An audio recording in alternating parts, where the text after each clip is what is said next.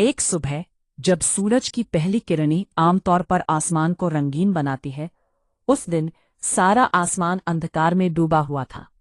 जब अयाश ने खिड़की खोली तो उसे लगा जैसे उसकी आंखों के सामने से दुनिया का रंग उड़ गया हो। सूरज कहीं गायब था और आसमान में केवल एक गहरा खाली शून्य था। कोई रोशनी नहीं, कोई गर्माहट नहीं।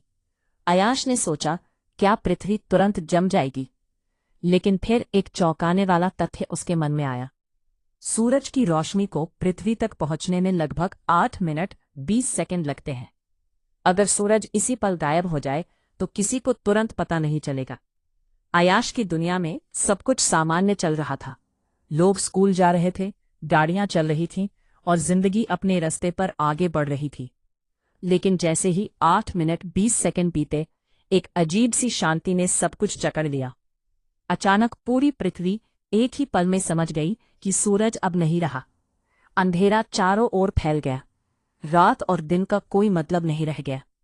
चांद भी, जो सूरज की रोशनी को परावर्तित करता है, अब धीरे धीरे गायब होने लगा। केवल तारे थे और चुप्पी थी।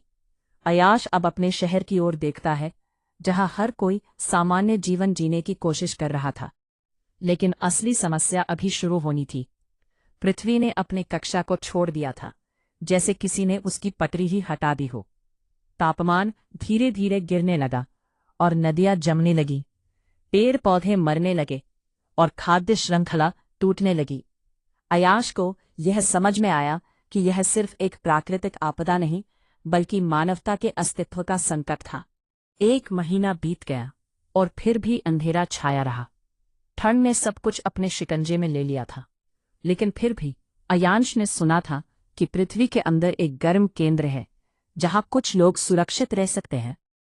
वैज्ञानिकों के अनुसार जमीन के नीचे लोग बच सकते हैं।